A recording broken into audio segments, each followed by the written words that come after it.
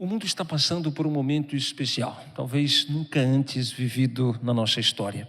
E a pergunta é: como os filhos de Deus têm se comportado? Será que nós estamos entrando na mesma histeria, no pânico em que o mundo está? Nessa noite você está sendo desafiado a poder pensar diferente com base numa história bíblica que você vai ver essa noite.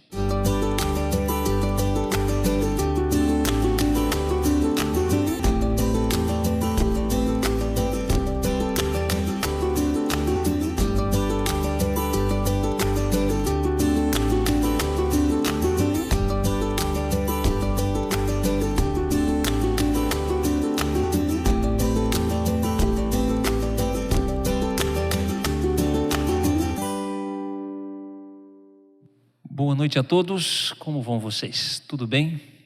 Nós mais uma vez pedimos licença para poder entrar na sua casa. Este aqui é o nosso novo local de encontro para termos um momento de adoração ao nosso Deus.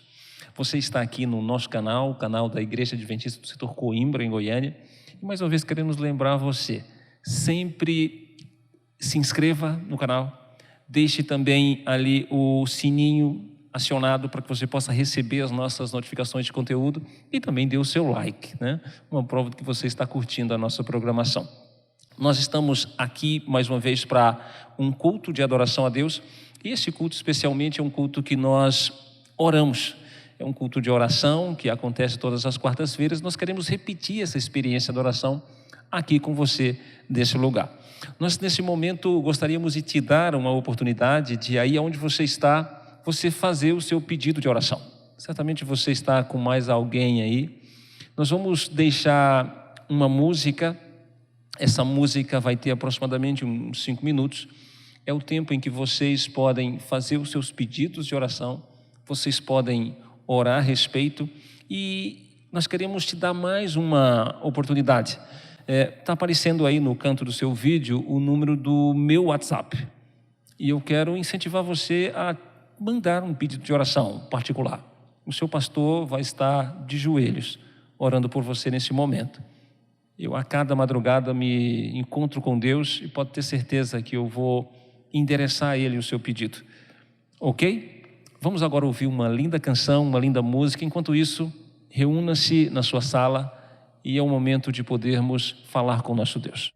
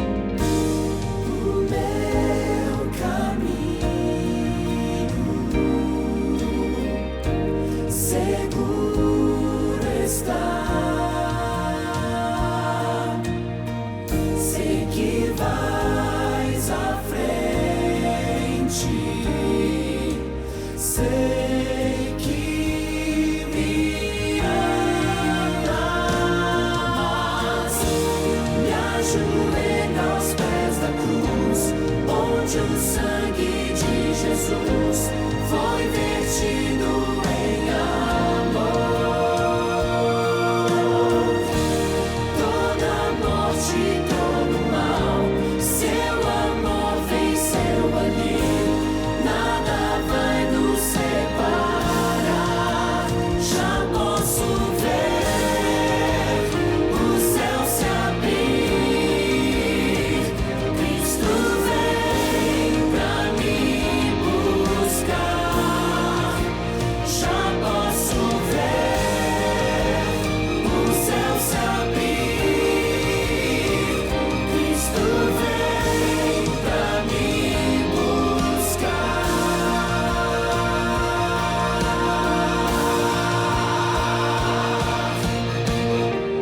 Me ajoelho aos pés da cruz, onde o sangue de Jesus foi vertido em amor. Toda a morte, todo o mal, seu amor venceu ali. Nada vai nos separar.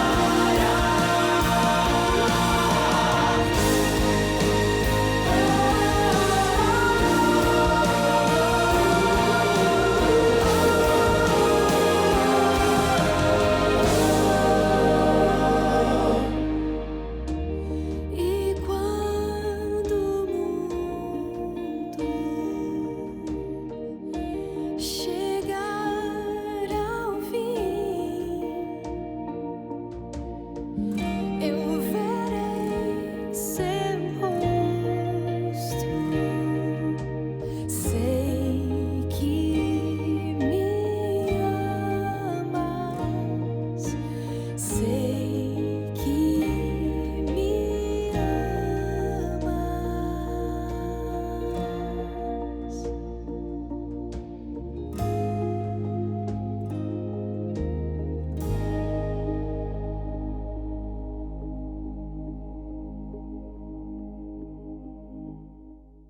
Neste momento agora nós teremos um momento em que vamos interceder diante de Deus por todos os pedidos de oração. Você que enviou o seu pedido via WhatsApp, saiba que nessa noite, especialmente amanhã pela madrugada, eu estarei de joelhos diante de Deus, colocando diante dele a sua necessidade. E depois eu quero interagir com você, te dar uma resposta para o pedido que você fez. Nesse momento agora, eu quero orar por todos os pedidos que foram feitos, para cada lar que nesse momento apresentou a Deus a sua necessidade. Eu gostaria que você fechasse os seus olhos agora, pois vamos falar com o nosso Deus. Senhor Deus e nosso Pai, nós estamos agora na Tua presença. Eu não sei, Pai, o que está no coração dos Teus filhos. Eu não sei quais são as suas reais necessidades. Certamente há pessoas apreensivas, há pessoas preocupadas com seus familiares, há pessoas preocupadas com a sua situação econômica. Algumas pessoas estão enfermas. Eu quero, meu Deus, nessa hora colocar na presença do Senhor todos esses pedidos. Especialmente aqueles, Senhor Deus, em que alguém está pedindo pela salvação de outro. Certamente um familiar, alguém que é amado, que é querido e que ainda não aceitou o plano da salvação. Nessa hora eu peço ao Senhor que o Teu Espírito Santo possa tocar nesse coração e nessa vida, e que o Senhor possa ouvir a oração desse Teu filho e dessa Tua filha. Muito obrigado, Senhor Deus, pela certeza de que o Senhor nos ouve, porque estamos lhe pedindo em nome de Jesus. Amém.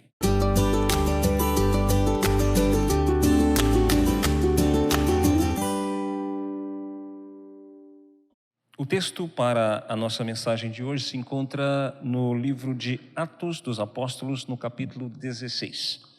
Então, nesse momento, eu quero dar um tempinho para que você pegue a sua Bíblia, para que você se aconchegue aí no seu sofá, fique numa boa posição, mas fique com a palavra de Deus do seu lado. É a Bíblia que precisa falar aos nossos corações. E eu peço ao Senhor nesse momento, vou pedir a Deus por meio de uma prece, para que Ele possa impressionar o seu coração com base na mensagem que nós vamos estudar. Por favor, feche seus olhos. Querido Deus, nosso Pai, mais uma vez estamos com a Tua palavra aberta, Senhor Deus. Nesta hora, há muitos corações pesarosos, tristes, preocupados, que precisam desta palavra. E que, assim como diz a Tua palavra no livro de Isaías, que a palavra que sair da Tua boca, Pai, não volte vazia, mas que ela possa fazer aquilo que Te apraz, que ela cumpra o Teu propósito. Abençoa cada um dos Teus filhos, aonde quer que estejam nesse momento. Nós Te pedimos em nome de Jesus.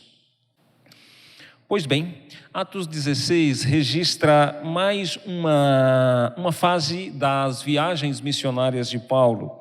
E aqui ele chega na cidade de Filipos com o seu amigo Silas. E se você ler a partir aqui do versículo 11, você vai perceber que Paulo, ao chegar naquela cidade, ele se depara com uma situação interessante. Havia ali uma jovem adivinhadora. Essa mulher era do tipo assim, que se alguém perdesse algo, digamos que um fazendeiro perdeu uma vaca, ele ia lá nessa moça e lhe dizia: onde está a minha vaca? E ela então mexia lá os seus pauzinhos e dizia onde estava. Só que para isso ela cobrava, só que ela não recebia. A Bíblia diz que ela tinha algumas pessoas que a exploravam financeiramente, de modo que esse espírito demoníaco adivinhador, ele dava lucro para algumas pessoas. E é interessante que a Bíblia diz que quando ela se encontrava com Paulo e com Silas, ela falava a verdade. E olha que verdade clara que ela dizia para aqueles dois homens de Deus. Olha aí, por exemplo, no versículo 17, diz assim: seguindo a Paulo e a nós, clamava dizendo: esses homens são servos do Deus Altíssimo e vos anunciam o caminho da salvação. E ela falava a verdade. Porém, essa situação, ela foi, digamos assim, enchendo um pouco a paciência de Paulo. Porque em todos os lugares, em todos os momentos que ela se encontrava com os dois apóstolos, ela repetia a mesma frase: esses homens são servos de Deus e vos anunciam o caminho da salvação. E a Bíblia conta que em um dado momento, Paulo se irritou com aquela situação e chegou assim, bem para ela, na verdade não para ela, mas falando para o demônio que a possuía, e disse: em nome de Jesus, sai dessa mulher.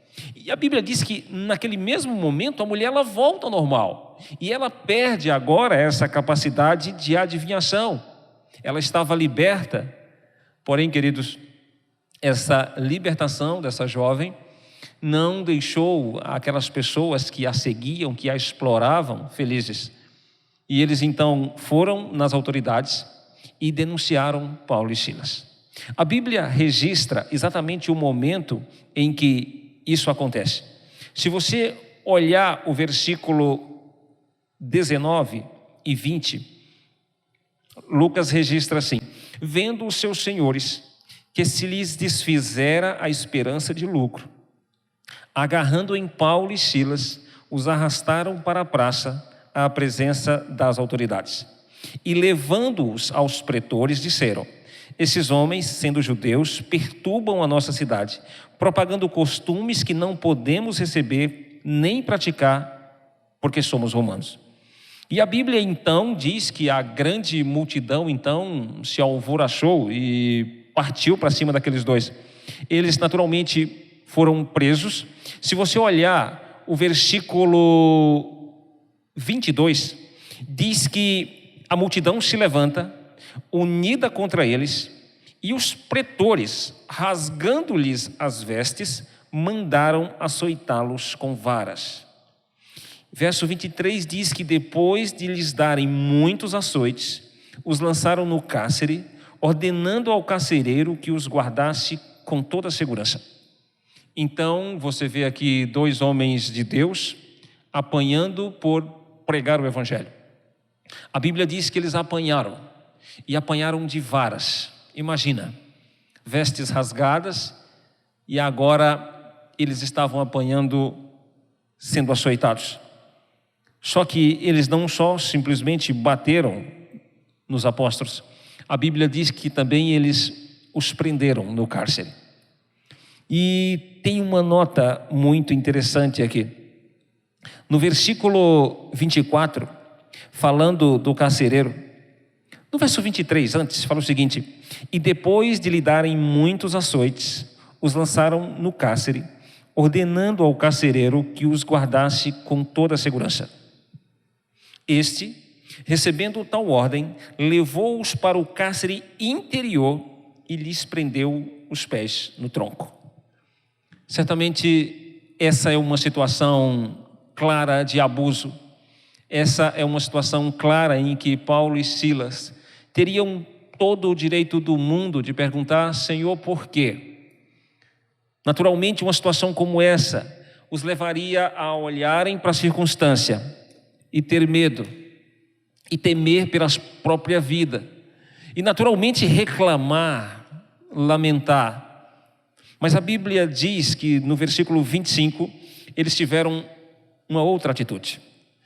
E a palavra do Senhor diz assim: por volta da meia-noite, Paulo e Silas oravam e cantavam louvores a Deus, e os demais companheiros de prisão escutavam.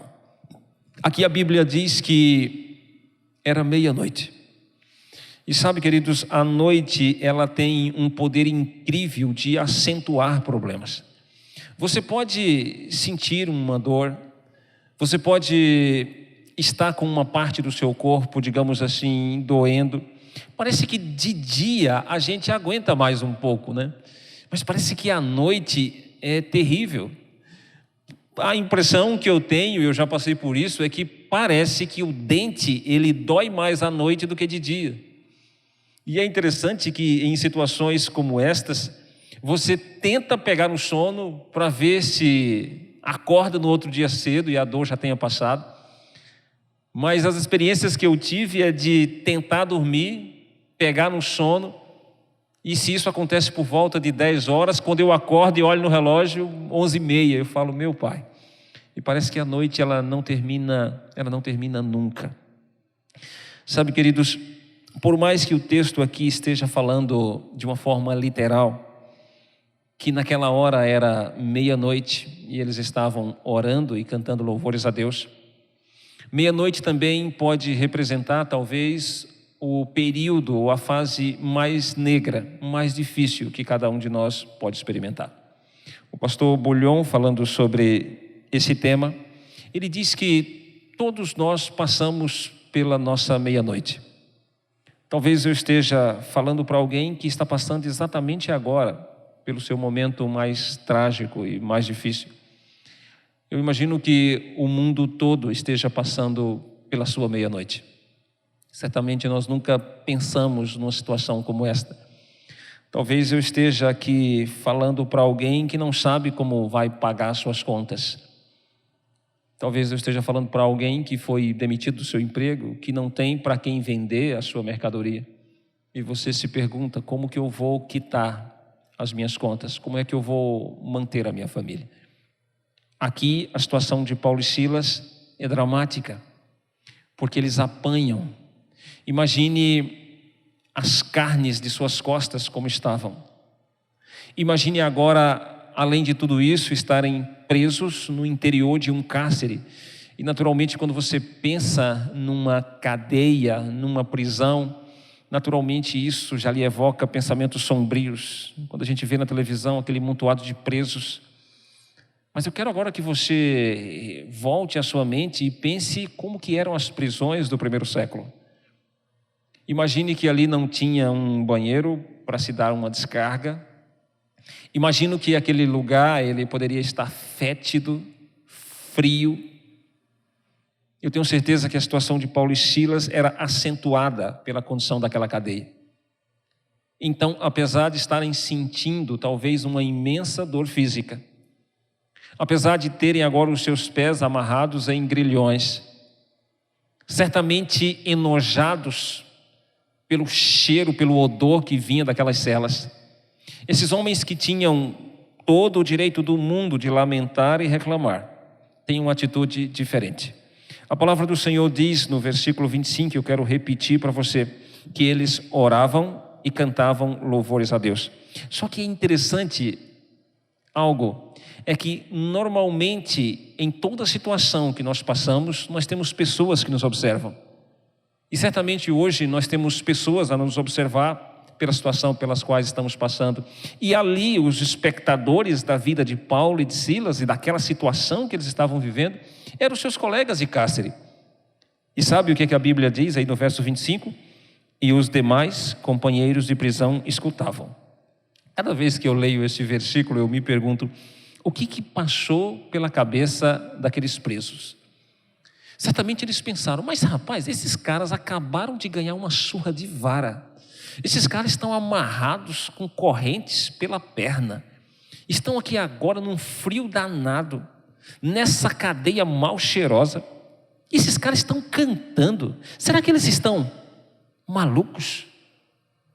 Certamente, talvez eles devem ter pensado isso, porque não é compreensível que alguém passando por uma situação tão difícil quanto aquela, ainda consegue louvar a Deus, ainda consegue orar.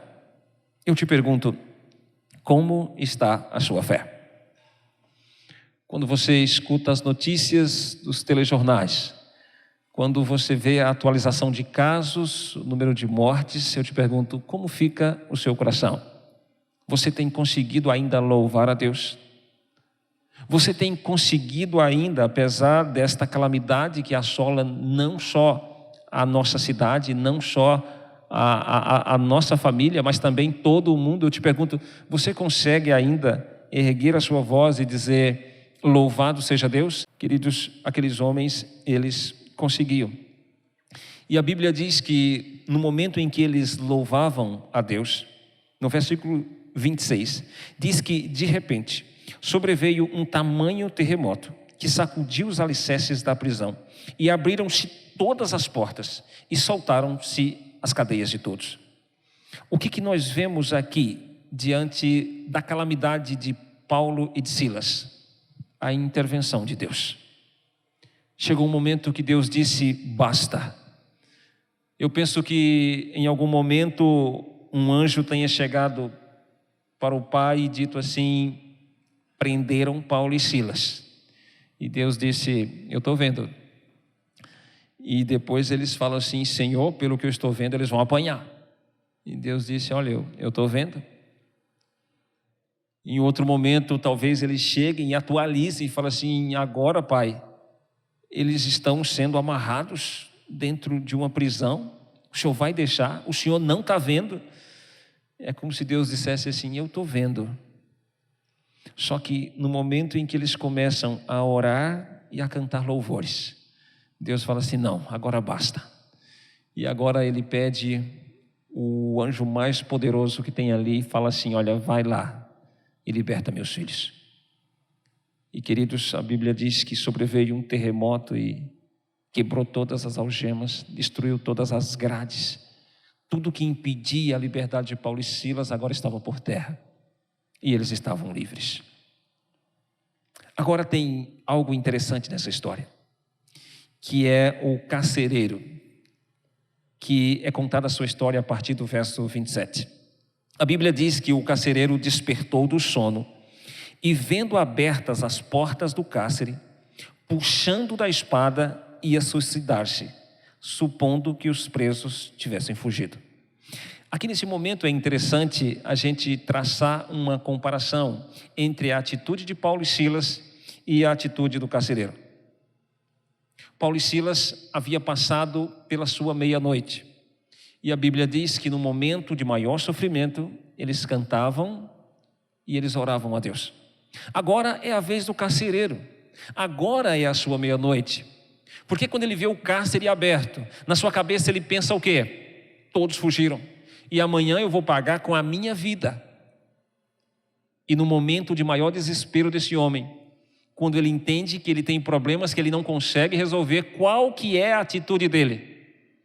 A Bíblia diz que ele puxa de uma espada para suicidar-se. Aqui nós podemos ver uma diferença clara entre aqueles que têm Deus e aqueles que não têm Deus. Eu não sei como é que está o seu coração nessa crise. Todos nós estamos apreensivos, mas eu lhe pergunto, você está com medo?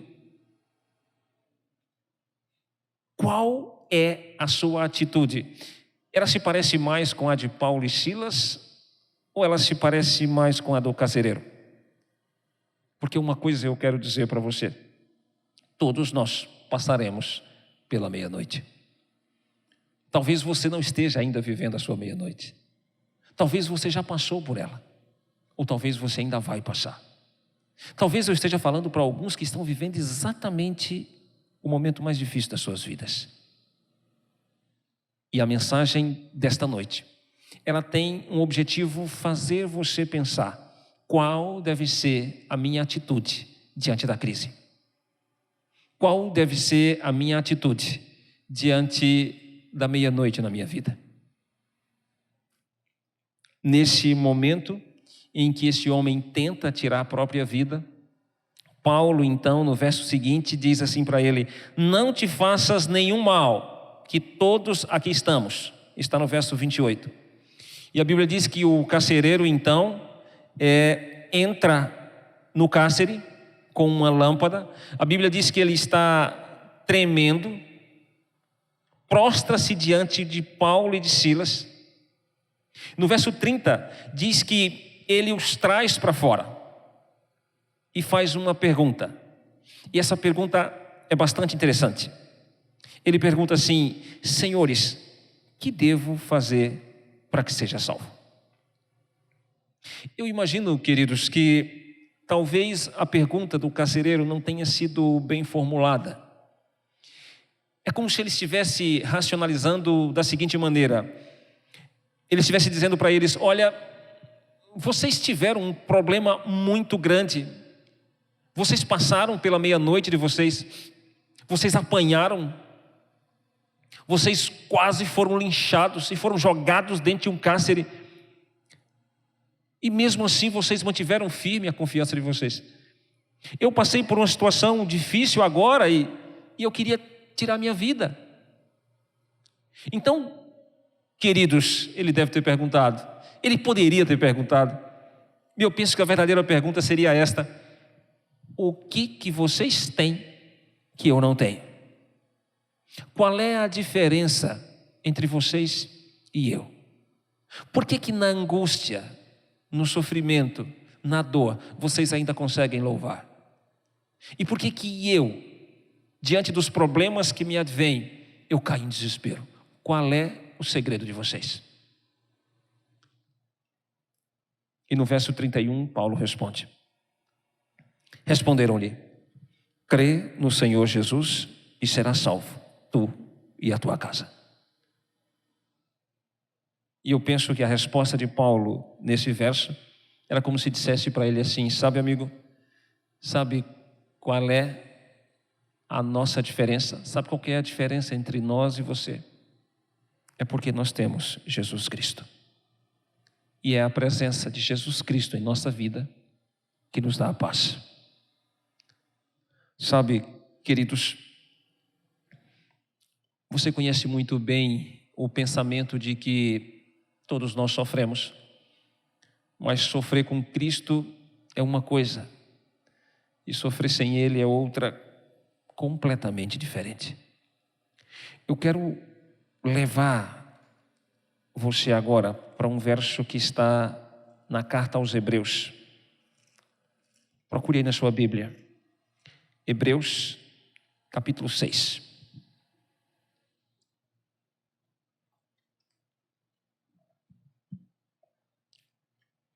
Observe o que diz aqui. Conseguiu? Chegou? Hebreus 6, versos 18 e 19. Eu vou ler bem devagar.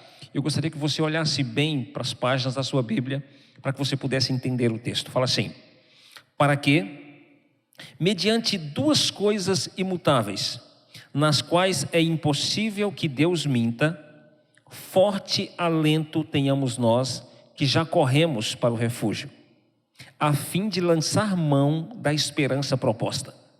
Ok? Aqui Paulo, ele está falando de um forte alento. Ele está falando de pessoas que estão correndo para um refúgio com um objetivo. Ele diz no verso 18 que é lançar mão da esperança proposta. Então o verso 18 termina falando de esperança. E isso é muito importante para que você possa entender o verso 19. Porque no verso seguinte diz assim: a qual Naturalmente, se ele está dizendo a qual, ele está se referindo a quê? A esperança de que ele mencionou no verso 18. Então você precisa entender o verso 19 como que ele estivesse se referindo à esperança do verso anterior. Então ele fala assim: a qual, a esperança, temos por âncora da alma, segura e firme e que penetra além do véu. Aqui o autor da epístola de Hebreus, ele identifica a esperança como uma âncora. Você sabe o que é uma âncora, naturalmente. Você naturalmente sabe também para que serve esse objeto. A âncora é aquele artefato de quando o barco ele chega no porto, ela é lançada dentro d'água. A âncora ela é feita de um material muito pesado. E ela consegue segurar o barquinho. À noite, pode vir um vento forte e tentar levar o barco. A chuva pode se transformar em tempestade. O vento pode levar o barco para lá e para cá. Mas quem é que o segura? A âncora. É a âncora que o segura. Sabe, queridos, igualmente todos nós passamos por situações que parece que nós estamos no meio do olho do furacão. A nossa vida, ela é balançada de um lado para o outro. Parece que a gente não vai conseguir. Mas sabe o que é que segura a gente nessas horas? É a esperança. A esperança não é algo abstrato. A esperança é algo concreto. Porque nós sabemos que a nossa esperança é o Senhor Jesus Cristo. E é o fato de termos Jesus em nossa vida é que nos dá condições de permanecermos firmes, ainda que tudo ao nosso redor esteja se acabando. Esta é a palavra que eu gostaria de ter, que eu gostaria de deixar com você. Para que nesses dias de instabilidade, nesses dias de ventos fortes, nesses dias de medo, de apreensão, que você possa erguer a sua voz e, a despeito de tudo isso, louvar ao Senhor. Louve a Deus. Coloque a sua vida em suas mãos. Não louve por tudo de ruim que está acontecendo no mundo, mas apesar de tudo isso, nesses dias você está sendo convidado a colocar sua esperança em Jesus Cristo, que é a sua âncora. É aquele que vai segurar você. É aquele que vai te dar condições de sobreviver a essa tempestade. Que Deus te abençoe. Nesse momento eu te convido a fechar os seus olhos, para que nós possamos elevar a Deus uma prece por você e por sua família. Querido Deus e Pai, nós queremos te agradecer, Senhor Deus, pela promessa da tua palavra que diz que o choro pode durar uma noite, mas a alegria vem pela manhã. Nós queremos, Senhor Deus, que o Senhor coloque no coração de cada um dos teus filhos a certeza de que o Senhor dirige o universo, que o mundo está sob seu controle. E se o Senhor controla coisas tão complexas e poderosas, nos ajuda, Senhor Deus, a encher o nosso coração de esperança. Esperança nas misericórdias do Senhor. E nós queremos, Deus, mais uma vez te pedir que da mesma forma que o Senhor interveio na situação de Paulo e Silas, enviando um anjo para poder libertá-los daquela prisão, que o Senhor também intervenha, Pai, na história deste mundo. Que chegue um momento que o Senhor diga assim, basta, e que essa praga cesse. E que nesses momentos em que a ansiedade e a apreensão assolam todo mundo, que Jesus Cristo possa ser a nossa paz, que Ele possa ser a nossa rocha, o nosso mantenedor. É a nossa oração, no nome de Jesus. Amém. Deus abençoe a todos.